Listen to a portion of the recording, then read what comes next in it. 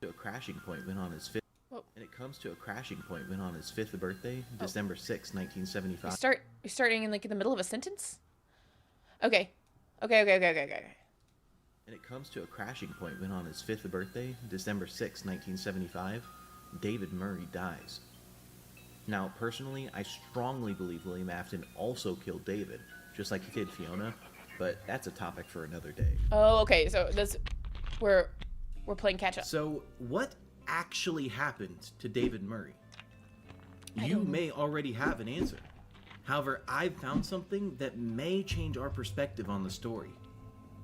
To answer what David Murray's true story is, we're going to have to take a look at the history of his story before diving into what's been uncovered, hidden in plain sight, and how this discovery could change the entirety of FNAF lore as we knew it. Okay. You are the face of Freddy Sorry, I'm pulling up Fazbear's chat so I Pizza. can still see you guys while I watch the video.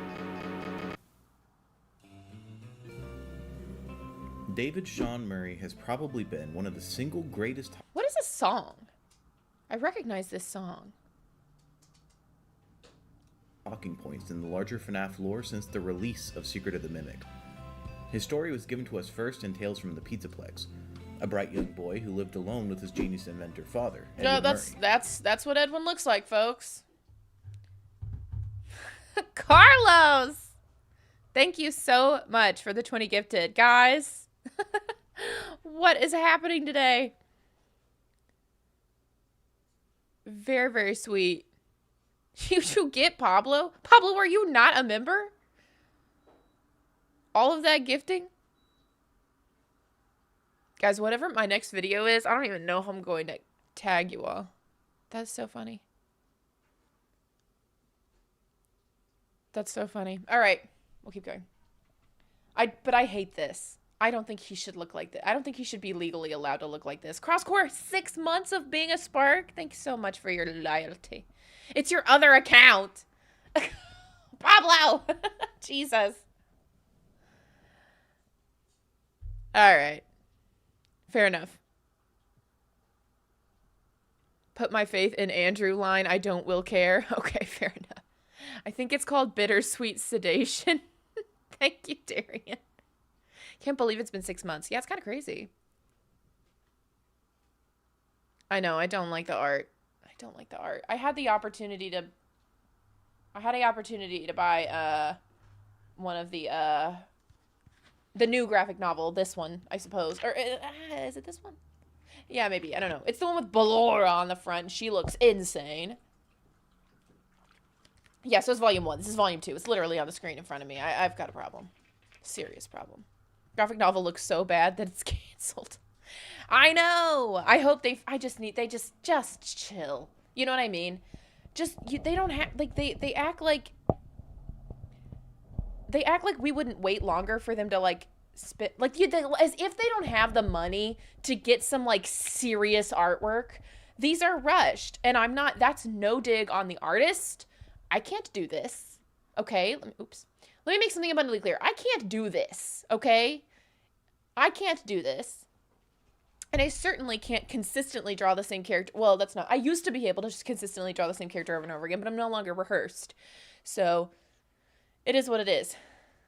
Apparently they got the same illustrator that did the 4th Closet graphic novel to do the new version of the Mimic graphic novel, so my hope is up for the new version. Okay, good. Yeah, because I do like the 4th Closet graphic novel. Exactly. Scholastic is rushing. Scholastic is at fault here. I'm very upset with them, and it's not like it's not like Scott hasn't fronted the money, I'm sure. It's certainly not like he's not willing to front the money. So, I don't know, sorry. I'm putting it on Scholastic. I'm putting it on there. I'm putting it on the AFK group. They need to get it together. They simply need to get it together. Oops. I agree, Crosscore. I agree. So, okay, maybe things will get better. It's just like, come on. I don't know, dude. I just, like, does it not deserve a little bit more respect? I'm not saying that Five Nights at Freddy's deserves a ton of respect, but, like, a little more. Scholastic has enough money. Yes, exactly. Let's talk about it. We're never going to watch this video because I'm just going to spend forever dogging on Scholastic. All right. His mother had passed away giving birth to him, causing Edwin to struggle with raising his child while keeping up with How dare she, by the way? strict expectations on deadlines. What is this? He eventually builds the mimic to keep him entertained. And then tragically, David Murray is killed while running after his ball into traffic. Oh no, oh In the games, no. however, his story differs. For the most part, the general plot point stays the same. Fiona does die, causing Yes. Edwin to build the mimic, and David is killed in a tragic accident. At least, that's what the game seems to want you to think. I do Pablo, believe there's thank more to you. the story of David Murray hidden just beneath the surface, and all we have to do is put the pieces together. So, to start with the circumstances that the game provides indicating that it was an accident, much like in the books, the first clue that we have is actually the book itself. Now, yes, the books do differ from the games, a lot in fact, but typically they tend to follow similar plot lines, even if differing, meaning it's likely David still would have died in some kind of accident. Well, right, yeah. This is then followed. Okay, give me a second. I just realized something. I'll be right back.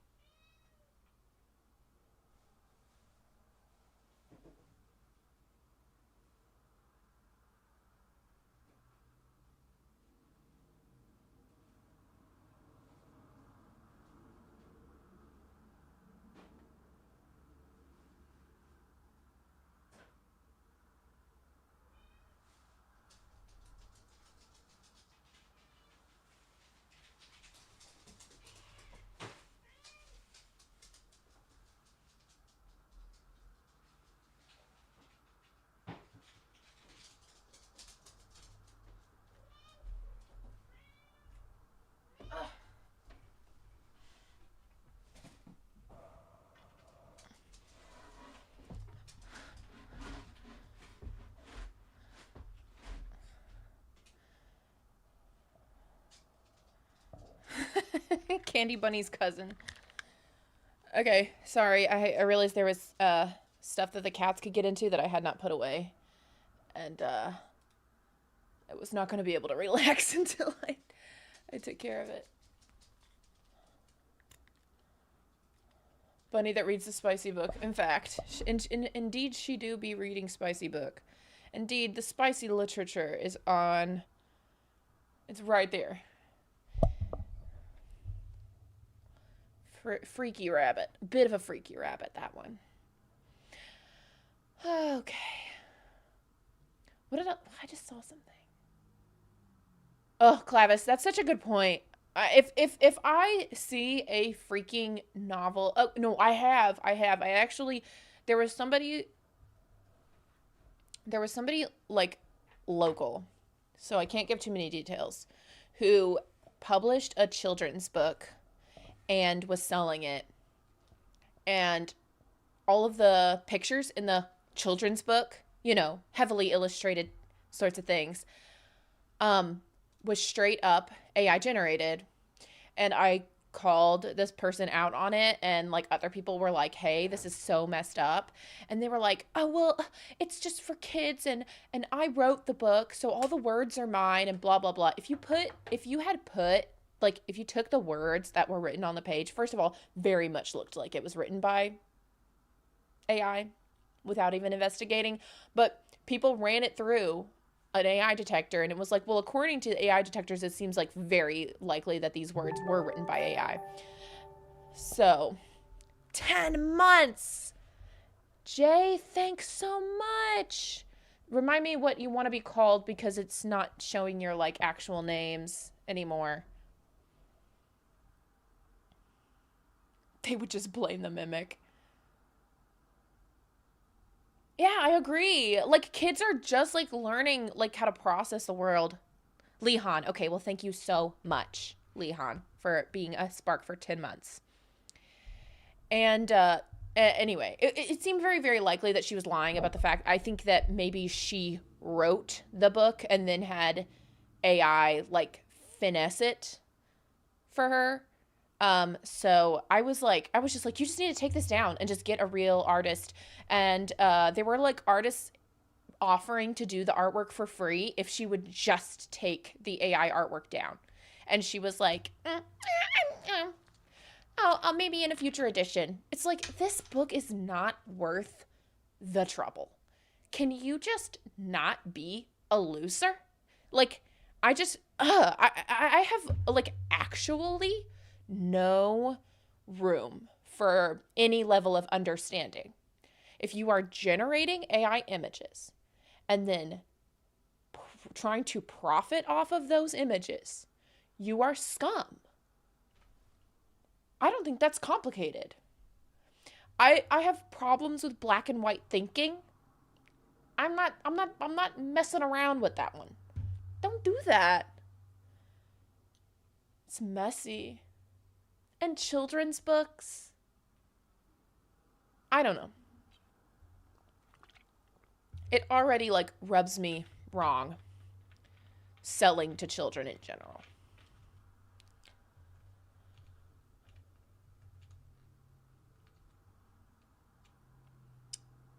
I don't know, Colby. I don't think it's any more painful whether they're an artist or not.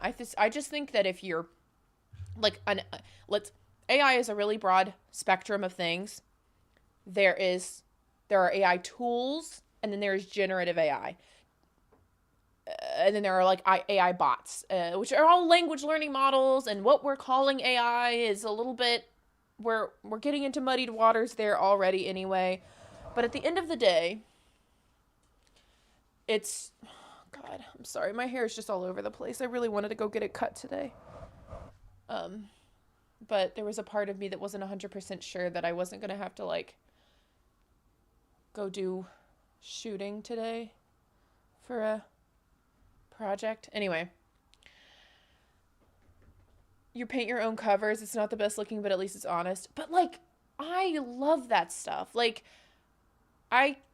if I felt like pushing the chair back and going and getting it, I would have get art that I have bought and show it to you.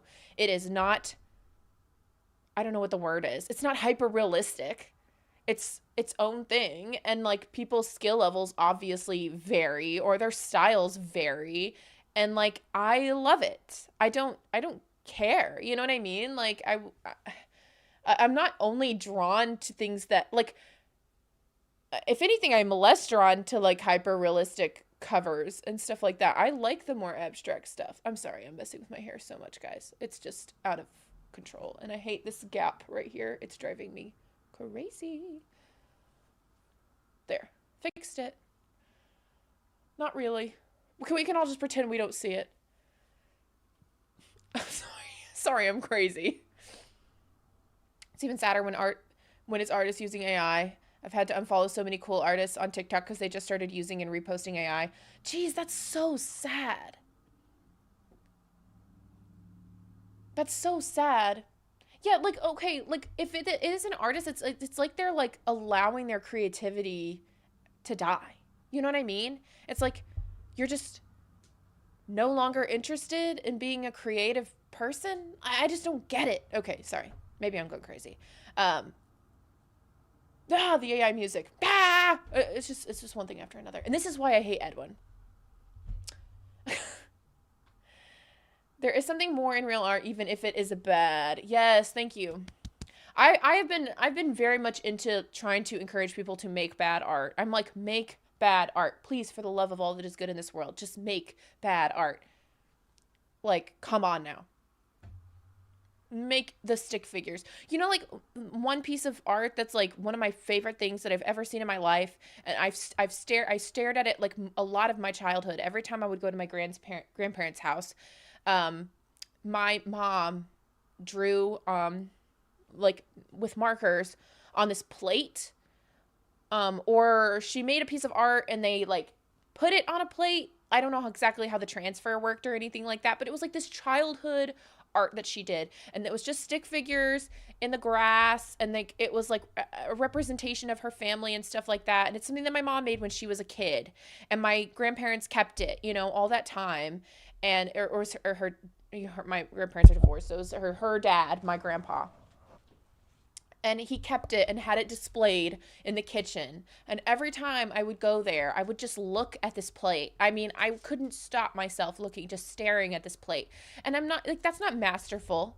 You know what I mean? It's not like she had some innate understanding of like composition and color theory or whatever like that. It was just a child expressing themselves in the most considerably like mundane way, right? Stick figures. And like it captivated my attention all throughout my childhood every time I went there.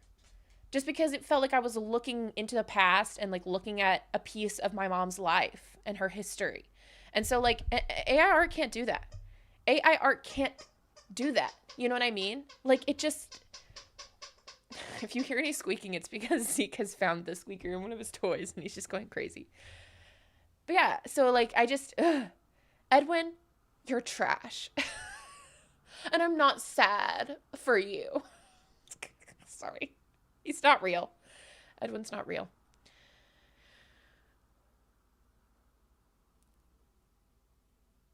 Oh, just a guy, I'm so sorry. I truly just, I can't. I do get very wholly frustrated about it. And again, there are pieces of like AI tools and things like that that do not bother me anywhere near as much. Like, there are photographers and stuff that when they go to edit the photos, they'll use AI tools to help them like do things that they would do normally that are just kind of like redundant. Like, oh, there's a little piece of like the light in the shot and you just circle it and tell AI to just kind of like get rid of it instead of going through and like painting over that part yourself. That I'm just kind of like, I get that. I can understand that, you know, like it's the generating your whole idea, your whole concept. It's the using it to be like, oh, I wrote an outline for a paper. Will you write the paper for me now? It's like, no, that's not your thoughts anymore. It's hallucinations. It's ridiculous. Yes, Marie, yes. Okay, sorry. Hi, Rebecca. I'm just going off. We were trying to watch Fazbear Entertainment's Theory, and I'm not commenting on it at all. I'm just freaking out about the state of the world. All right. David, there's a car outside. Let's go. Or David, there's cars outside. The audio logs we hear from Edwin in-game is him talking with his lawyer about the positioning of David's playground. Look, I get your concerns. I do. But they're all just groundless. This is the perfect I spot get your for concerns, David's but you're playground. I wrong. can watch him play while I'm loading and unloading freight, and he'll be under watch at all times out there. The loading dock is like 200 feet away, and there's a fence and everything. I know you're my lawyer and all, but there's no regulation that says I can't have it there, so just get off my back. Besides, ain't no rules says a dog can't play basketball. You know what I'm saying, folks? We got 3 minutes into the video. Woo! David loves the new slide. It'll be fine. In which his lawyer is expressing concerns. David loves it. Who cares? And Edwin insists that it is perfectly safe since he can watch David while loading and unloading freight. Sure, buddy. The next we hear about this playground is on David's birthday, the day he died, where Edwin tells M1 to go get David to surprise him for his birthday that Edwin had been setting up, saying he left David at the playground, obviously unattended since Edwin was inside the admin wing the whole time. Sure, this then perfectly Jan. sets up for a parallel to the books, where David is killed in some kind of accident involving a vehicle, since in the games the concern was explicitly how close it was to the loading docks, and the difference would be his death happening at the factory in the games versus on a highway just outside the factory in the books. Great, so it's solved. Well, that was fast. Or was it? Now, yes, the game obviously sets up this idea of David dying at the loading docks from the vehicle very well. However, when has FNAF ever just been what we're told at a surface level? Certainly not since the first game, I can tell you that. Let's take a listen. Now, concerning your safety, the only real risk to you as a night watchman here, if any, is the fact that these characters, if they happen to see you after hours, probably won't recognize you as a person. Tyrion. They'll most likely see you as a metal endoskeleton without its costume on. Now, since that's against the rules here at Freddy Fazbear's Pizza, they'll probably try to forcefully stuff you inside a Freddy Fazbear suit. The phone call set up the idea that the animatronics are simply attacking you because they're running on a faulty AI that considered a human being a bare endoskeleton, and they're trying to make sure that you're ready for showtime. The calls in FNAF 1 are essentially the audio logs for Secret of the Mimic. They're the parts of the game that are voice acted which tell the story of the game at a very surface level, in which we are meant to investigate deeper. So in FNAF 1, we're meant to assume that the animatronics are just faulty AI, but listening to the groans and death rattles they make just before they attack you, alongside the newspapers in the hallways which detail an event that would be deemed the MCI, as well as mentions of the suits leaking blood and mucus, is the deeper level of the story that we're meant to uncover, using the environment and character motivations to realize that, no, it's not faulty AI like we're told, it's dead children haunting the robots that are trying to kill you in the same way that they were killed. Great. Oh. So what's the deeper story that we might be missing about David Murray? Hold on. Jessica, I'm gonna tell you something right now. I also have lived in the Caribbean. I don't know how we do it either. I miss it desperately. I miss Caribbean life. I miss Caribbean food. I miss the rain even. I miss it. I don't know. I don't know what's wrong with us. Why do we have winter? I hate it. I hate going outside. You live in the superior lands.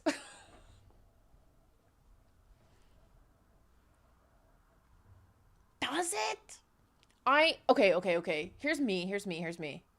I literally don't give a crud about the heat. Like, I do get hot, objectively, I do, but I will stand outside, like, in hot weather way easier than I can stand outside in cold weather. You live in the Dominican Republic. I lived in the Virgin Islands. Where were you? Nika. Where were you visiting? I mean, obviously you don't have to tell us. Oh, that's lovely.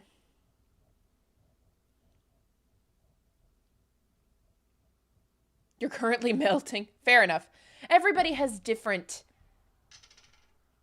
experiences. I don't like the winter personally. I don't like it. North Carolina. Okay.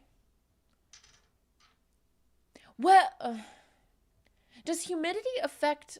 This is maybe a stupid question. Does humidity affect the winter? I know it affects the summer. Like, there are places where it's like a drier heat and that's way easier to manage. And then there's like super humid heat and that's much harder to manage. You love the cold, can't stand the heat. I love how I'm pausing the video not to be like, let's talk about Fazbear Entertainment's video. I'm like, how's the weather? I hate AI. Humidity makes the air colder. Okay, so maybe if you were visiting somewhere, maybe if you were somewhere with a drier cold, then it would be easier. If that helps at all, because I have the humid cold and it sucks and I hate it. Lake effect weather? What does that mean?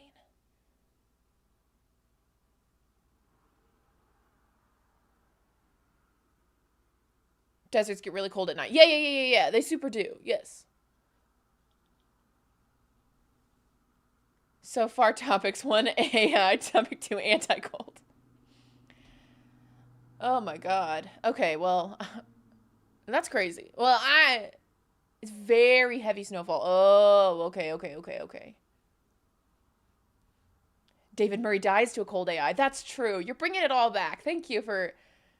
Let's get to 14 topics. Okay. Can't wait. Oh, Clavis. I made a offhand joke about that yesterday because I had to be outside in the cold for a while, and I wasn't able to be dressed appropriately for the weather because it was for this short film that we were supposed to finish wrapping in October, and so it was like, anyway. So I was very cold yesterday because it was very close to freezing temperatures outside. It was like high 30s, and I was losing it, and I was just like, whatever happened to global warming? I thought it was supposed to be warmer. But the reality is just that global warming makes everything extreme temperature-wise. So, Desert climates are very weird. It's a peak of high highs and low lows, low humidity, and most animals are underground. Okay, what the what? All right, anyway, all right. I love the idea. Here, look, I'm just going to say it. The idea of William Afton, like, killing David, I'm totally for it. Anything that can just make that guy more evil, good for me. Don't care. He can continue to be a piece of trash.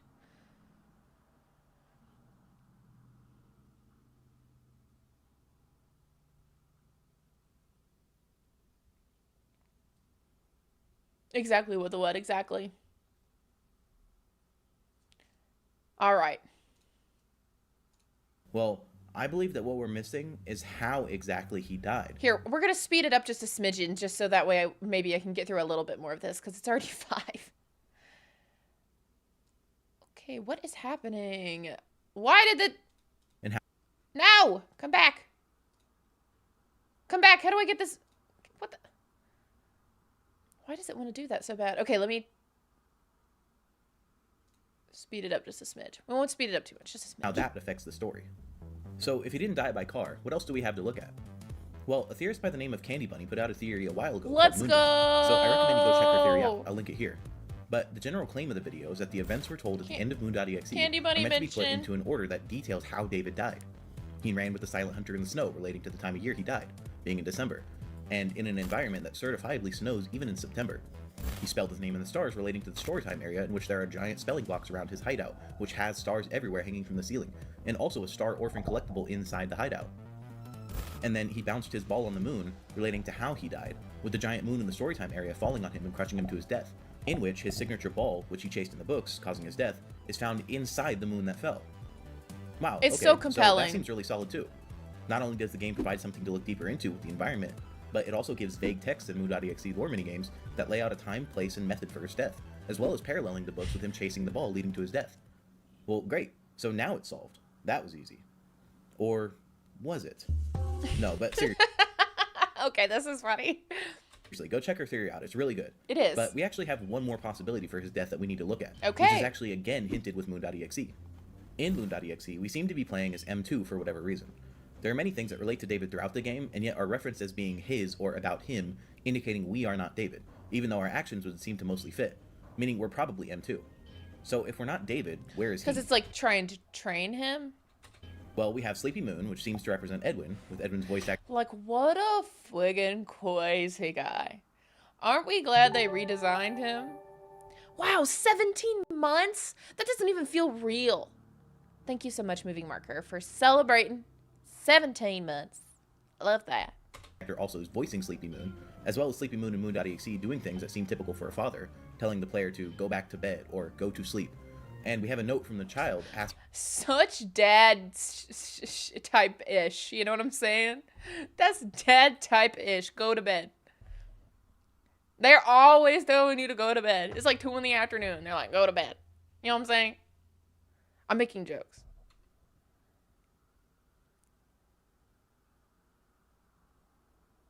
Let's go, just a guy.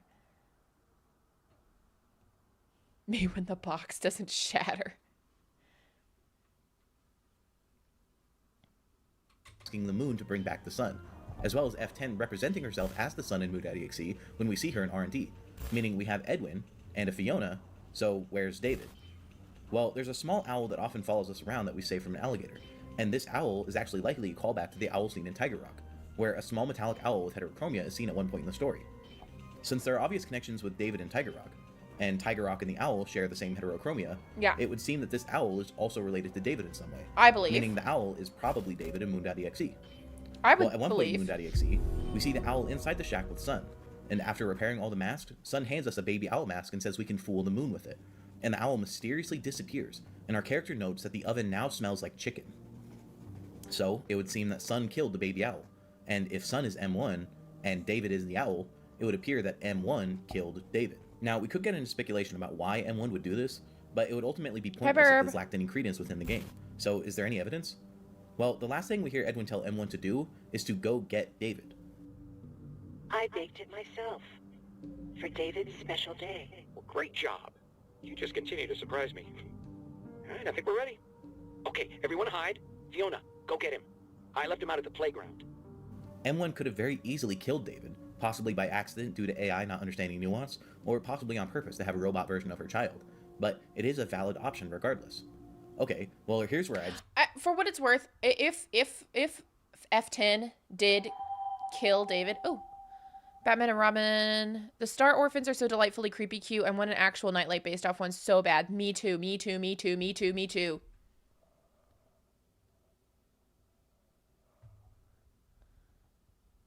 Me too, me too, me too. I love the little orphans. Real talk. Somebody tells Steelwool. A friggin' Star Orphan blind box set would go so hard. It would be Labubu energy for me. Like, for me particularly. I don't know about other people. I never got a Labubu. If you did Star Orphan blind boxes, I would be broke. I would be out on the streets, surrounded by blind boxes of freaking Star Orphans. I would be friggin' overrun with them. Everything you could see in the background of me, as long as I was able to keep this place, would be a blind box Star Orphan. Yes! Just BKZ, you feel me. Seems unhealthy. God. I didn't say it was healthy. Hold on.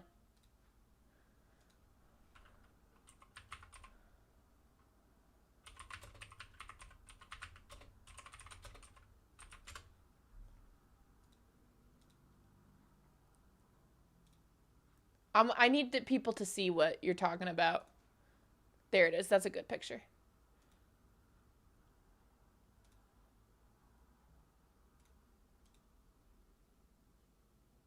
Tell me that would not go so hard.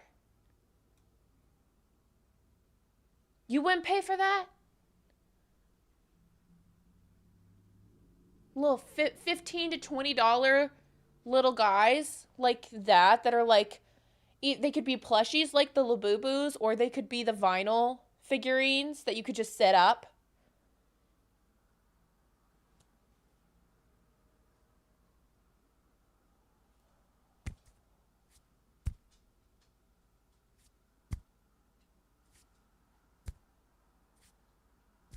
They could glow in the dark.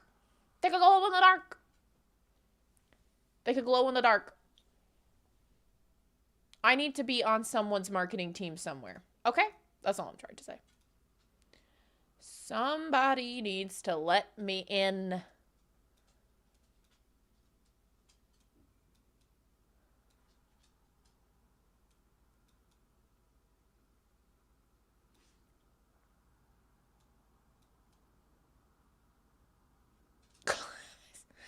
Yeah, okay, fair enough. I don't want to give my money to Edwin Murray.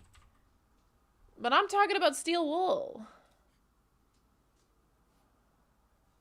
All we want are some little guys. I'm like, somebody understands me. Paid for a real white tiger plush. Daco has them in the Hex store. He has a white tiger one. It's not the same as the plush in the game, so I understand if that's what you mean. But yeah, I'd love that. I would not personally want one as much as I want the little orphans.